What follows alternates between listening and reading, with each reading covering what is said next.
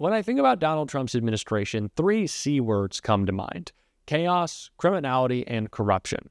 And seemingly it is that third one that is the lifeblood of this administration. Corruption drives everything Donald Trump does. And that is why Senator Cory Booker just went public over some of the worst corruption that we have seen in this administration, leading to a very panicked Donald Trump to make a shocking admission. We are going to get into it all, but before we do, if I could quickly ask you to leave a like on this video, and if you haven't already and you enjoy our channel, to hit that subscribe button. It goes a long way, and it really does mean a lot to me.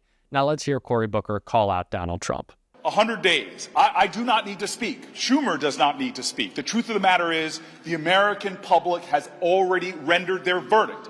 This is the most failure, fantastically, of any president in 4 generations. The American public has already made it clear: Donald Trump, you have failed us. He has the lowest approval rating of any president in 80 years. And why?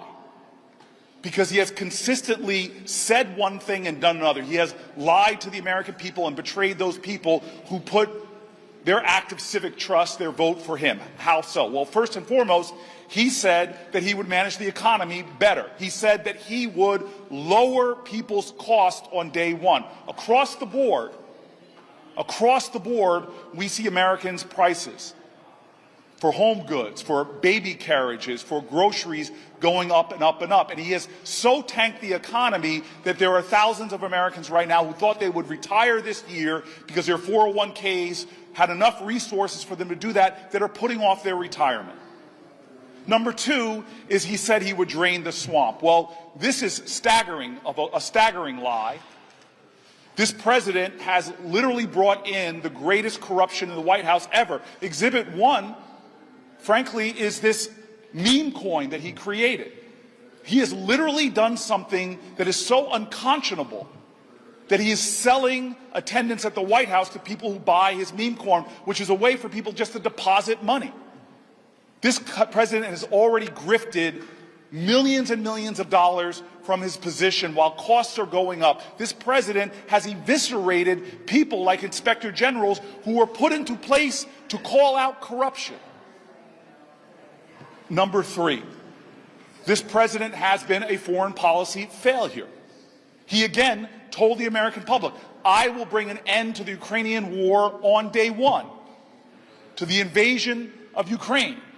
And what he has done instead is he has called a hero a dictator and coddled up to the dictator in Putin.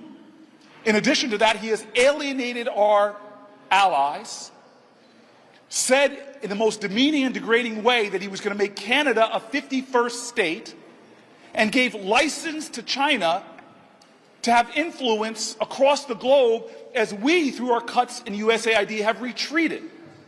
We had sent a few people over after the disaster in Myanmar who got fired while they were doing the job, while the Chinese stepped up and brought millions and millions of dollars of resources to people in aid. That used to be America.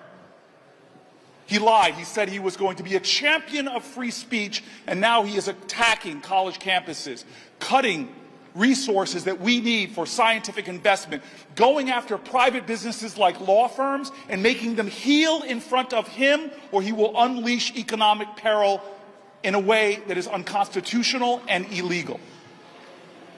And finally, this president is trashing our Constitution. Again, don't listen to us here in Congress. Listen to the Supreme Court itself. When the Chief Justice of the Supreme Court does the rare thing to rebuke a president who called for the impeachment of a judge because he didn't like his decision, he is not respecting the separation of powers and the equal power of each branch. But more than that, the way he intimidates and trolls judges has seen threats on our judges go up as he has singled people out and targeted them online. This is the president that now has no respect for our Constitution or our constitutional traditions. And so again, the American people have spoken. He has set a record in my lifetime and beyond for fantastic failing in a way that truly has even Republicans standing now against him on his policies. We are in a crisis moment. This president is out of control. And the question is not what Democrats are going to do, but what the Republicans in Congress will do. They know it is wrong, this tariff war he has unleashed on the globe. They know it is wrong when the Secretary of Defense violates our national security with his use of a public app. The Republicans here know it is wrong what he is doing in undermining bipartisan spending plans. They know it's wrong when he's impounding dollars that go to help local communities. The question is, what will, after 100 days, Congress people do as we now see a bill in this work period that is threatening to cut health care for millions and millions of Americans? Why? Why gut Medicaid, which he promised he wouldn't do? Why is he pushing to do that? Because he wants to give more tax cuts to the wealthiest in our country. It is time for more people to step up and say, this is not left or right, it is right or wrong. This is not about party, this is about patriotism. It's time to recall the conscience of all Americans, Republican or Democrat, to say no. Stop the lies, stop the corruption, and do not keep your hands off the Medicaid of millions and millions of Americans. The corruption only gets worse and worse, and we have new reporting that Donald Trump's advisors, stooges, and his sons are opening up a new members club in Washington, D.C. with one catch: the admission price, $500,000. They are asking you to pay to have direct access to Donald Trump. That is how they are marketing it. It is pay to play in this administration, and they want us all to know that. And Donald Trump is clearly happy to let us know that, because he had this to say about Jeff Bezos today. Jeff Bezos was very nice.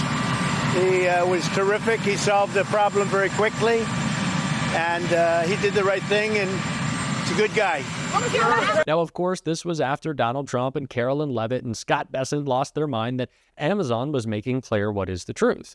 Tariffs on foreign goods raise the cost of foreign goods. That's the whole point of the tariff. And when it was announced that those numbers were going to be shown on Amazon's website, that import fees were going to be made clear to consumers who are upset that prices are going up because Donald Trump lost his mind. And as we reported earlier today, he was calling, he was angry, he was furious with Jeff Bezos. Oh, how could you do this to me? And he made Jeff Bezos switch up. He made him change just like that, because Jeff Bezos knows Donald Trump will use the full force of the presidency against him, against Amazon, against Blue Origin, against the Washington Post if he does not capitulate. And I'm sure he's happy to fall in line. It's weird. All these people with supposed FU money, you know that term, the FU money, they don't say FU a lot, do they? They kind of just fall in line. They're kind of just weak and pathetic, aren't they? But that's Donald Trump's administration. Weak, pathetic, and full with billionaires. And Greg Kazar called that out, much like Cory Booker, all the corruption in this administration, and a takedown right here. Today marks 100 days since Donald Trump took the oath of office surrounded by the richest men on earth. The most important story of Trump's 100 days is crystal clear. Trump, Musk, and the billionaire class are using the government to rip off working people every single day for 100 days. For 100 days, they have cut your services. For 100 days, they've raised your prices. For 100 days, they have fired veterans and stolen their salaries. For 100 days, Trump, Musk, and the billionaire class have gotten richer off of you while our country has gotten screwed. They're not even trying to hide it anymore. For his entire career, Trump has stolen from working people while claiming to be, quote, anti-establishment. But in the last 100 days, Trump has finally ripped that anti-establishment mask off, starting with the row of billionaires sitting right behind him at his inauguration and continuing every day since. Trump has created a government by and for the billionaires. And if anyone ever doubted that Trump and Musk and Bezos and the billionaires are all at one team, just look at what happened at Amazon today. Bezos immediately caved and walked back a plan to tell Americans how much Trump's tariffs are costing them. Bezos, who spent $40 million on Melania Trump's documentary, wants big tax cuts and sweetheart deals much more than he wants to represent the American people. The message to our communities and to people watching at home is crystal clear. These billionaires and Trump are on one team and stick together.